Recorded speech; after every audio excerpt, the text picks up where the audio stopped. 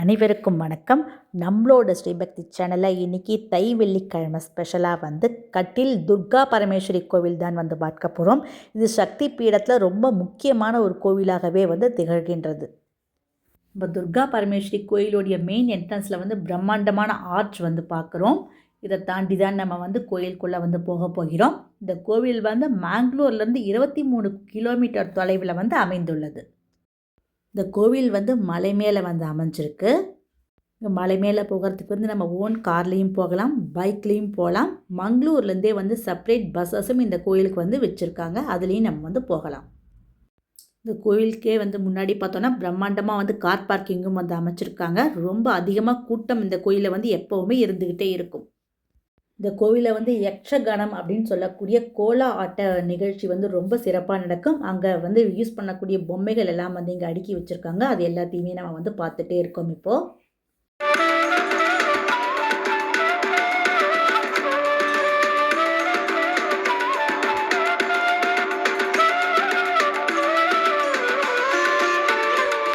நம்ம கோவிலோடைய main entrance பார்க்குறோம். இங்கே பக்கத்துலேயே அழகாக 2 கோபுரங்கள் இருக்குது. நடுவுலே துர்கா அம்மா சிங்கத்து மேலே நிற்கக்கூடிய அழகான காட்சியும் அமைச்சிருக்காங்க.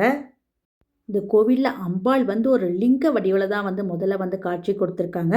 அந்த லிங்க வடிவில் தோன்றின அந்த கல்லையும் இங்கே பார்க்குறோம். இந்த கல்லுக்கு பின்னாடி தான் அம்பாள் லிங்க வடிவில் இருந்ததாகவும் சொல்லப்படுகிறது. அதுக்கப்புறம் காலப்போக்கில் அம்பாளை எடுத்து வச்சு அதுக்கு உருவம் எல்லாமும் கொடுத்து வழிபாடு பண்ணியிருக்காங்க.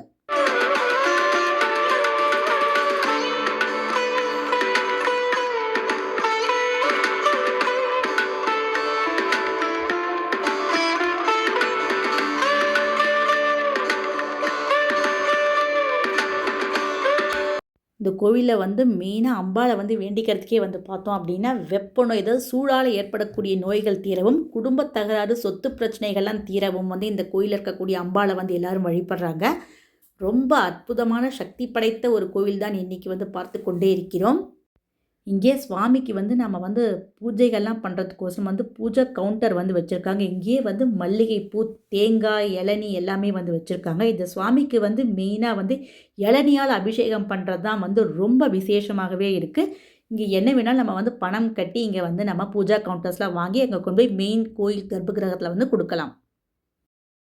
நம்ம அழகான ஆர்ச் பார்க்குறோம். இந்த ஆர்ச்சை கடந்து உள்ளே போனோம்னா கருவறையில் இருக்கக்கூடிய ஸ்ரீ துர்கா பரமேஸ்வரி அம்பாளை தரிசனம் பண்ணலாம். இந்த கோவில் நேத்ராவதி அப்படின்னு ஆற்றுக்கு நடுவில் தான் இந்த கோயிலே அமைஞ்சிருக்கு. அம்பாளுடைய லிங்கமே ஆற்றுக்கு நடுவில் இருந்து தான் எடுக்கப்பட்டது அப்படின்னுங்கிறதுனால கருவறையில் எப்பயுமே தண்ணீர் இருந்துக்கிட்டே இருக்கும் அப்படின்னு சொல்லப்படுகிறது.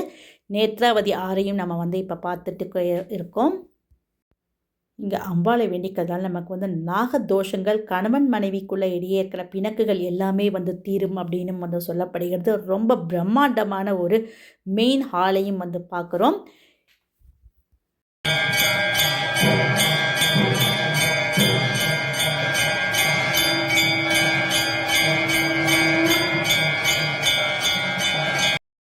நம்ம அம்பாளுடைய மகா தீபாதனை இப்போ பார்த்தோம். இங்கே துர்கா அம்மா சன்னதிக்குள்ளேயே ஸ்ரீ மகாகணபதி, ரக்தேஸ்வரி, ஐயப்பன், நாகதேவதை, பிரம்மா போன்றோருக்கும் தனி சன்னதிகள் அமைச்சிருக்காங்க. இந்த கோவிலுடைய ஸ்தல வரலாறு என்ன அப்படிங்கிறத பார்ப்போம். ஒரு காலத்தில் இந்த பூமி எங்கும் பஞ்சம் தாண்டவம் ஆடியது. அப்பொழுது ஜாபாலி அப்படிங்கிற முனிவர் உலகத்தில் வறுமை நீங்கி மக்கள் எல்லாம் இன்புற்று இருக்கணும் அப்படின்னு சொல்லி இறைவனை நோக்கி கடும் தவம் மேற்கொண்டார். இதை கண்ட இந்திரன் காமதேனுவின் மகளான நந்தினியை பூமிக்கு போய் மக்களுக்கு நல்லதை செய்யும்படி கட்டளையிட்டார். பாவங்கள் நிறைந்த பூலோகத்திற்கு செல்ல நந்தினி மறுத்தது. அத்துடன் தன்னை பூலோகத்திற்கு அனுப்பக்கூடாது என்றும் அன்னை உமையவளையும் வேண்டியது. அன்னை பார்வதியும் நந்தினியிடம், நீ பூமிக்கு பசுவாக செல்ல வேண்டாம், நதியாக சென்று இங்குள்ள மக்களின் பாவங்களை போக்கு என்றும் கூறினாள். நந்தினியும் நேத்ராவதி நதி என்றும் ஓட ஆரம்பித்தாள். நம்ம கோவில் வெளியிலையுமே நாகதேவரா சன்னதியும் பார்க்கிறோம். அந்த சமயத்தில் அருணாசுரன் என்ற அரக்கன் பூவுலகில் பல உயிர்களையும் துன்புறுத்தி கொண்டு வந்தான். இதனை கண்ட முனிவர்களும் தேவர்களும் அன்னை தேவியை வேண்டி பிரார்த்தனையும் செய்தார்கள். அவனை சம்ஹாரம் செய்ய அம்பாள் மோகினியாக அவதாரம் எடுத்தாள். அவளது அழகில் மயங்கிய அசுரன் அம்பிகையை விரட்டினான். அம்பிகையும் நேத்ராவதி நதியின் நடுவில் இருந்த பாறையின் பின்பு ஒளிந்து கொள்வது போல் பாவனை செய்தார். அருணாசுரன் அவளை பிடிக்க முயன்றான். அம்பாளும் வண்டு ரூபத்தில் வந்து அசுரனை சம்ஹாரமும் செய்தாள்.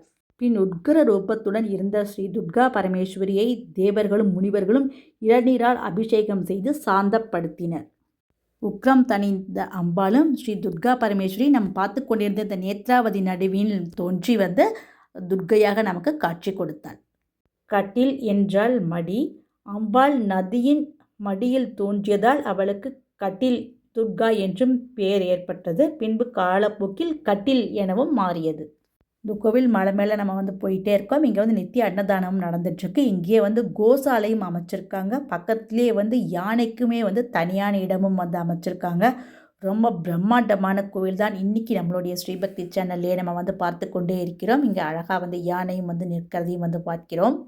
தை வெள்ளிக்கிழமை ஸ்பெஷலாக வந்து ஸ்ரீ துர்கா பரமேஸ்வரியோடைய கோவில் தான் நம்ம ஸ்ரீபக்தி சேனலில் இன்றைக்கி வந்து பார்த்தோம். இந்த வீடியோவை கண்டிப்பாக லைக் பண்ணி சப்ஸ்கிரைப் பண்ணுங்கள்.